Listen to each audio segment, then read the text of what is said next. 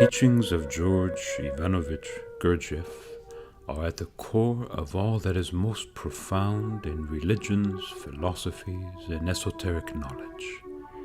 He presents us with practical, uncompromising self-discovery, self-realization, and self-transcendence. Gurdjieff said the following about his ideas. This teaching is for those who are not satisfied with what they have found in life and who feel that there must be something else besides success and failure in life and beyond what they have been taught in school and by their upbringing. The ideas that he brought to the West and the system of work on oneself, which came to be known simply as the work, have the power to transform human consciousness and its understanding of reality. Anyone who begins to practice for a time the efforts of self-observation, divided attention, and self-remembering under the guidance of someone who has understood and lives the teachings will discover their radical impact on the human psyche. Gurdjieff essentially synthesized ancient esoteric teachings and made them approachable and applicable to the lives of rational Western individuals. A seeker will find in his teachings an immeasurable treasure, the essence of so many other teachings, both spiritual and psychological, on the inner life. This extraordinary system of thought, which ranges from the most intimate psychological insights to a grandiose cosmology linking the individual with the universe, is a synthesis of practices and teachings known as the Fourth Way. It is named the Fourth Way to differentiate it from the other ways of conscious evolution: the way of the monk, the way of the fakir, the way of the yogi. Each of these classic methods of human transformation focus on different aspects of the individual: emotional, instinctive, intellectual. The Fourth Way deals with all of these dimensions at once, seeking to create a balanced individual whose inner work of transformation occurs in the midst of his or her daily activities. There is no need for monasteries, ashrams, or physical asceticism. Yet the efforts made are as intense and demanding as any of the practices which take place in those settings. The work is entirely inner, invisible, and individual. Then there is the man himself.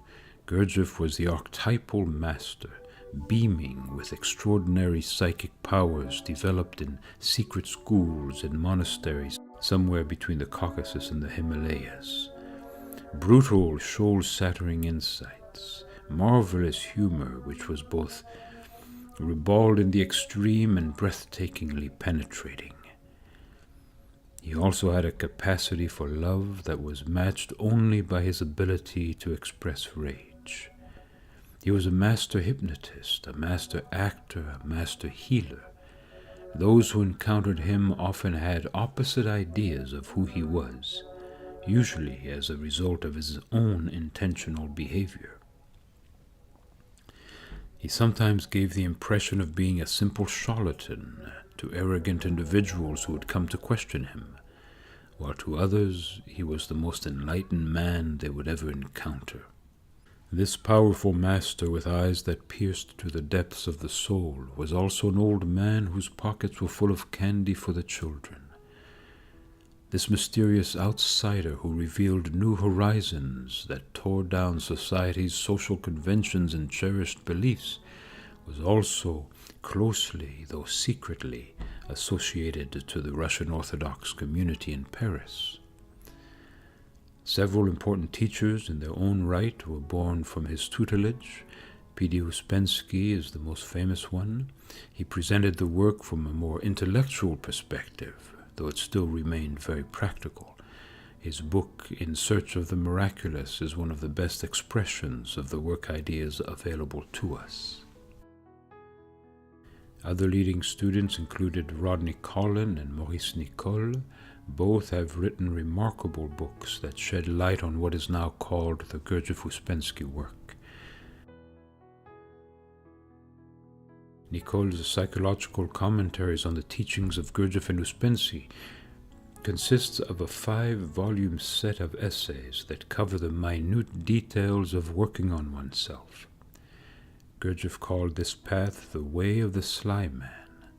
This term is a poor translation of the French le rusé, which has less negative implications and might better be translated as clever in transforming the difficulties of the moment into opportunities for spiritual awakening.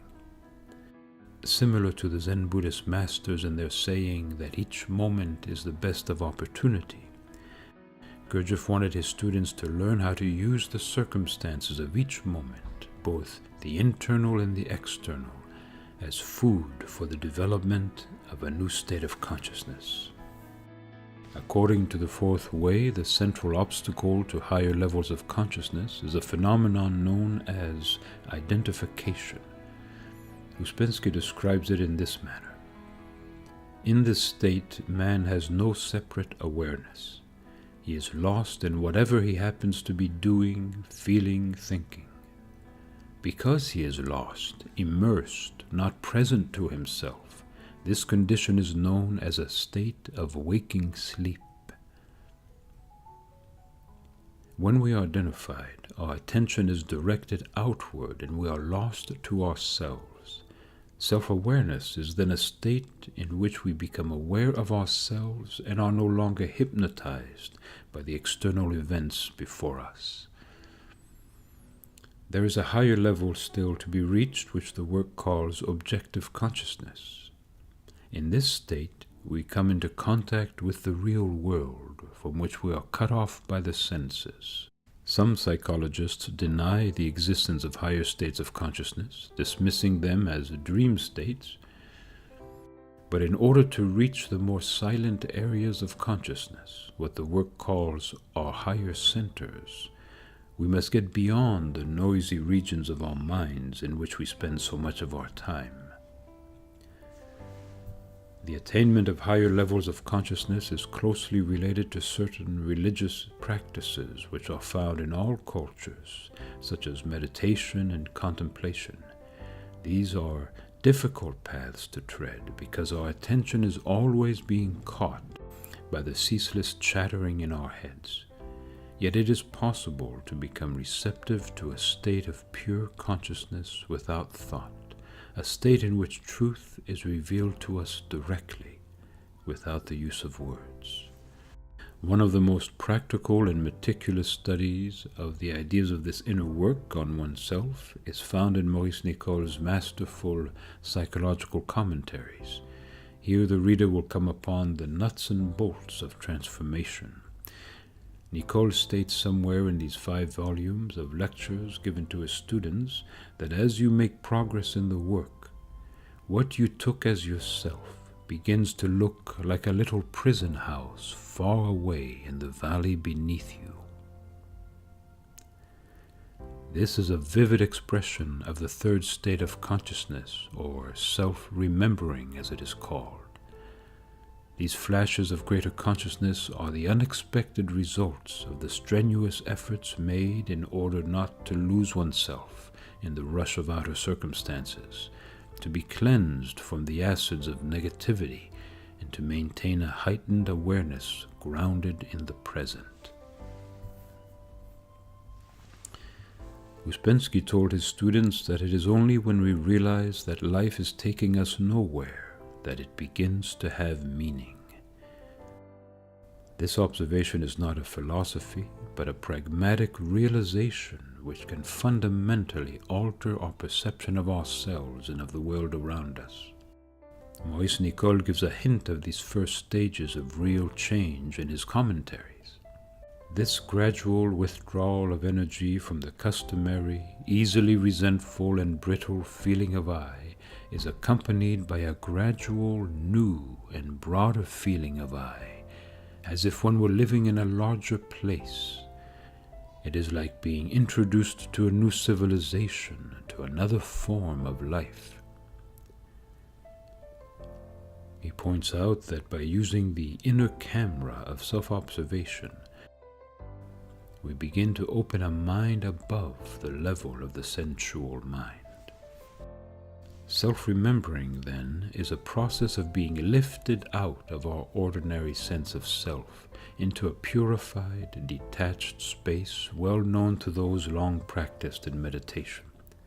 But in the fourth way, this birth of new awareness can be accomplished while one crosses a city street or takes out the trash. Nevertheless, despite the practical approach of the work, self-remembering remains as intangible and paradoxical as any spiritual exercise. Reminiscent of the Zen koan, Rodney Collin told his students that we cannot remember ourselves until we forget ourselves. And at the height of his powers of understanding, he united the fourth way with the wisdom of all times and places. To feel beauty, to feel truth, that is self-remembering.